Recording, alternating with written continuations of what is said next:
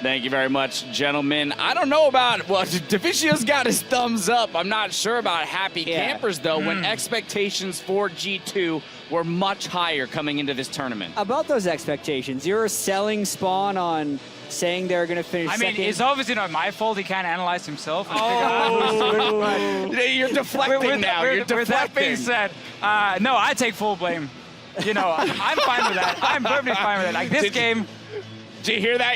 Deficio takes full responsibility. That's disgusting to watch. It was against SKT. Yeah, sure. And we don't know how far ahead of the rest of the world they are, because it looks like they're pretty damn far ahead. Even then, like, so SKT obviously is playing near perfect in like almost every game they're playing since the playoffs. Yes. But specifically, the second Rod of Ages was a beautiful that was the key one. And the flash on top of the dead body was really crucial in the victory. And then G2 saying, guys, teleport timers, 20 seconds-ish, then we're ready. Like, all right, let's all in bot lane. Faker TP down.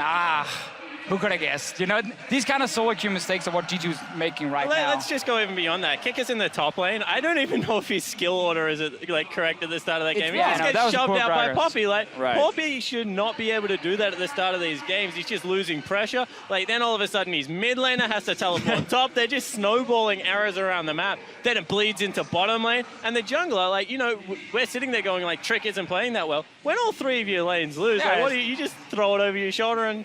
Makes it very hard to operate in that situation. I mean, we mentioned too the first blood in the bot lane coming from the turret dive, Hybrid and Emperor sticking around far too long for absolutely no reason when Trick is on the opposite side of the map. If you don't have the jungle support, then you can't sit under your turret against a level 6 Alistar. And when your AD carry has 2,000 gold, hasn't even gone back once and he's low, you just recall. You give up one wave at tower because you know the dive is coming, you have no teleports. Again, G2 is playing much more like a solo queue team. Their communication seems completely off. Every player is trying to make individual outplays when they don't have to. But let's look at what actually SKT did in that dive, because they always take like the 100% sure thing. We're not going for anything more, and we're just gonna like keep accumulating this gold lead and then crush you with it. Because they turret dive, get one person, they burn one ulti, and no flashes, no exhaust, nothing. On the opposite end, what was a guaranteed kill? 3 summoner spells burnt to like try and save someone that was 100% dead. Yeah, SKT plays so clean. They let us see how messy G2 really was coming into this one. And they need to clean it up as they hope to like play back into shape throughout I was MSI. saying, here's the scary thing. You're starting 0-2. In a double round robin tournament, you only have so many games to play. And when the rest, when the rest of these teams are all at least 1-1, or better, that you're jockeying for top 4 against, you put yourself in a really big hole. The only positive thing about this for G2, and now we're talking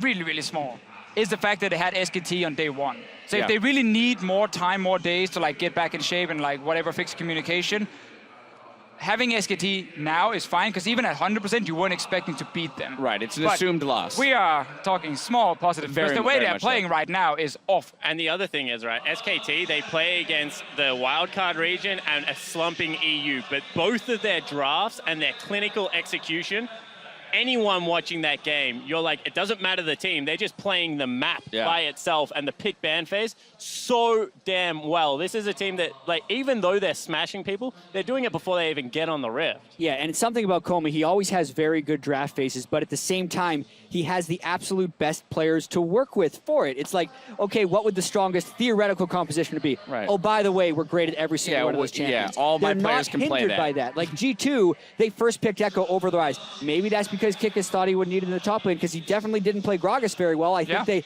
picked themselves into a corner, and we've seen other teams like Origin in Europe had to first pick Kindred. Yeah, let's go back to that first pick. SKT doesn't have any of those problems when they're doing this draft phase. Yeah, absolutely not. But and you know, we saw the double target ban to Faker in the mid lane. We saw the Zillion Azir, and then Ryze is left up, and you don't first pick it on the side of G2. What's going on there? I mean, I agree with Jad on this. I kind of feel like it's them saying Kikis can't play against Duke's Ekko.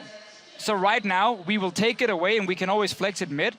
The problem is just you leave yourself in almost losing situations no matter what, because the composition from SKT, we're close to the perfect composition in terms of like S-tier picks in the meta. Like with Sivir, we know for Korean teams still being such a strong pick. So they just got absolutely everything. I didn't mind the Braum pick come in. I didn't mind the Graves, because it's something they've done before where they give Kindred early to then take Graves later.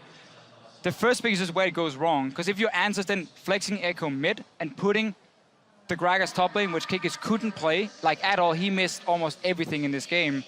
Your draft falls completely apart. All right, well, SKT, another dominant victory for them. Back to the drawing board for G2 Esports. Shox, though, is standing by with SKT's two-time world champion, so let's head downstairs for a word. Thank you very much, Dash. I'm standing by here with Faker himself after going 2-0 on the day with SKT. First off, congratulations, of course, Faker. It looks like some of the other teams are having problems on the first day playing here, yet you guys look fantastic straight from the start. How do you think you did on day one of the tournament? 페이커 선수 우선 승리를 축하드립니다. 지금 1일차에 많은 팀들은 지금 경기력이 난조를 보이면서 좀 힘들어한 모습 보였었는데 이제 SK T1 팀은 가뿐하게 이승을 거뒀는데요. 1일차 경기력에 대해 평가한다면 어떠신가요? 우선 이번 1일차에서 저희가 생각했던 것보다 좀 더 잘 나왔고요. 이전에 저희가 연습 경기를 다른 팀들이랑 좀 많이 해봤었는데 그때는 좀 저희가 최대한 열심히 했음에도 불구하고 좀 많이 졌거든요. 근데 그렇기 때문에 좀 운도 좀 좋았던 것 같아요. So I think we performed very well for our first day. During scrims before the tournament, even though we played our best, we struggled and lost a lot of games against other teams. So I think for today, we had some luck during our games, and overall, we did pretty well. Well, I do have to ask you about your last game here specifically versus the European champion G2, and a lot of eyes were on Perkz versus Faker. Of course, we want to know your opinion on the team and maybe on the mid lane matchup in specific. 이번 매치업이 어쨌든 유럽 챔피언과 이제 한국 챔피언 그리고 특히나 이제 유럽에서 가장 잘하는 미드라이너 꼽히는 이제 퍽스 선수와 페이커 선수의 대결이었는데 많은 이제 관심도 모아졌고요. 경기를 해보니까 이제 상대 미드라이너 선수 퍽스 선수나 이제 G2 팀에 대해서 어떻게 평가하시나요? G2 팀이 일단 이전에 결승전을 살짝 봤었는데 그때는 굉장히 잘했었는데 오늘만 봐서는 좀 그때 경기력이 많이 안 나오는 것 같고 이대로 가면 좀 G2도 많이 위험할 것 같아요.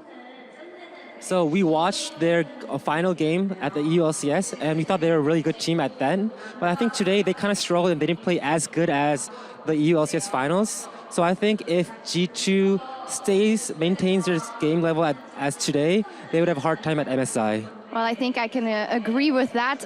When talking to a lot of people and the viewers as well, they think that SKT is an absolute favorite for this tournament, and it's kind of up to be decided who will be the second, third, and fourth place. Who do you think will be your biggest challengers this tournament, and why?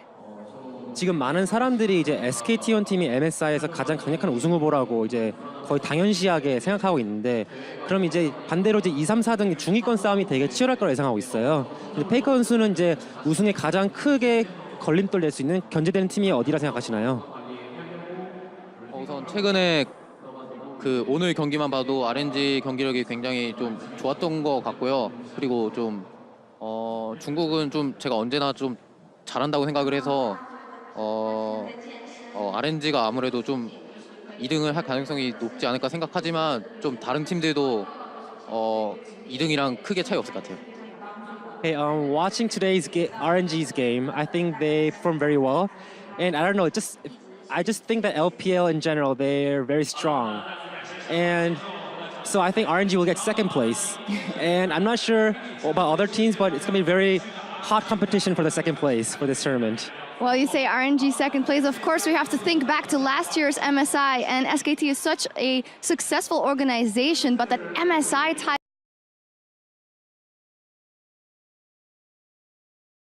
you to this time take the title home here at MSI. SK T1 팀이 이제 롤 모든 프로팀 중에서 가장 우승 경력이 많은 그런 엄청난 팀인데 유독 MSI 우승 타이틀만 없어요. 작년에 이제 EDG한테 지면서 그래서 그만큼 이번 대회가 좀 임한 자세가 남다를 것 같은데 MSI 대회가 어떤 의미가 있나요, 페이커 선수한테는? MSI가 저희가 우승하지 못한 대회라서 중요한 것은 아니고 저는 모든 우승이 중요하다고 생각하고요. 그리고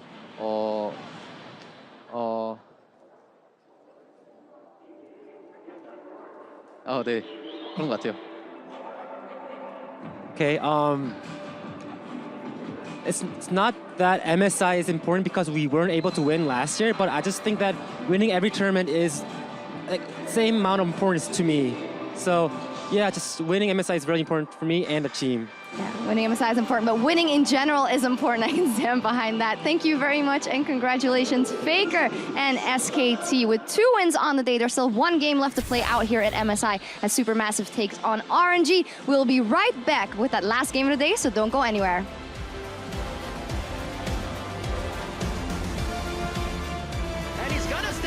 Throughout it, gets the heal from Bang. They're going to be going for the full fight. Summoners used across the board, the exhaust as well from Wolf, and they're locking down the priority target. Oh, that is absolutely sick. What? That's just disgusting. I can't see him work back. 2 worlds, 5 OGN splits, in a very possible run now to an MSI championship.